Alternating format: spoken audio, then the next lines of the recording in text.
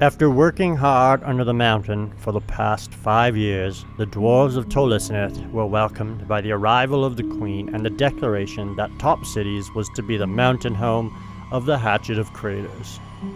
They labored constantly through the earth, mining dwellings from the rock, crafting goods from the stone, and shaping the land to provide a glorious home to dwarves and other like-minded creatures.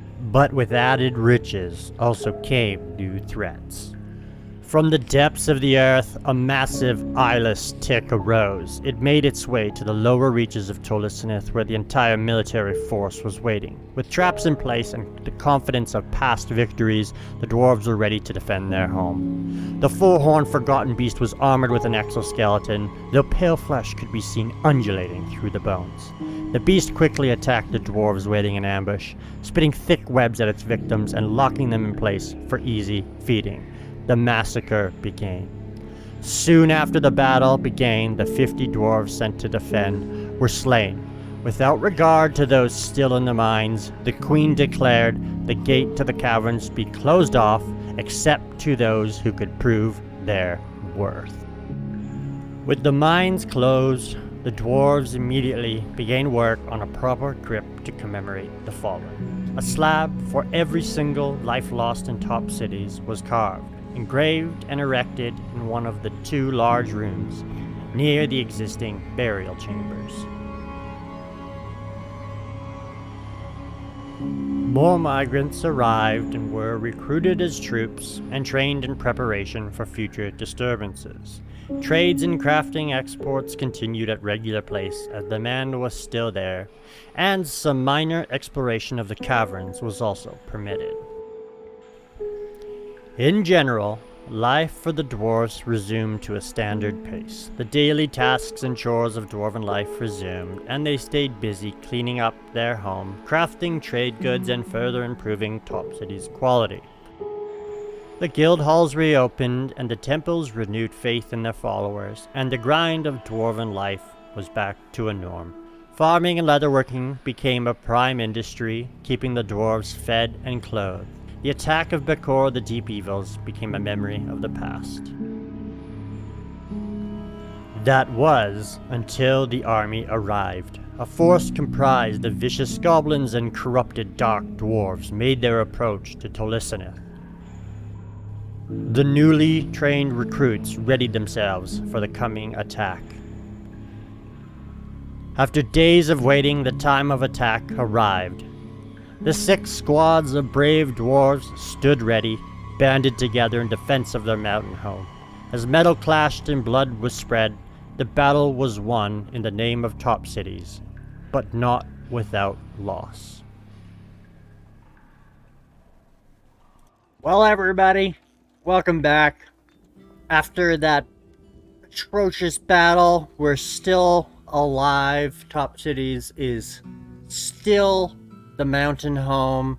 It looks like they have elected a new king, but I think with that, it's about time for me to move on from Topcities. I had a wonderful learning experience while playing it, but through it I learned a lot more, and it leaves me just wanting to start fresh with some new ideas and build layouts.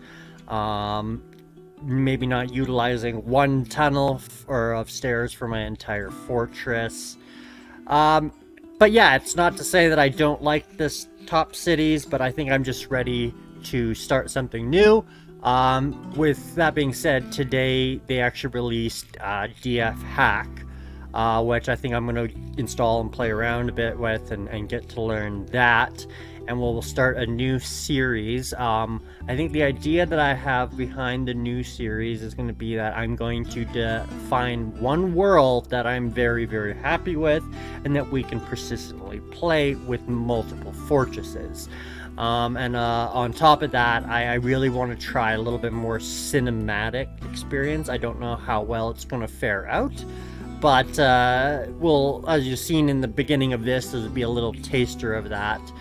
With a little bit of narrative over top, explaining what kind of happened to the fortress and the stories that envelop and develop in our fortress or mountain home. So while the fortress is still functioning, unfortunately I'm not going to return to this world, mainly to do with the amount of mods I installed, and particularly one of them, the Klinos Dry Mine.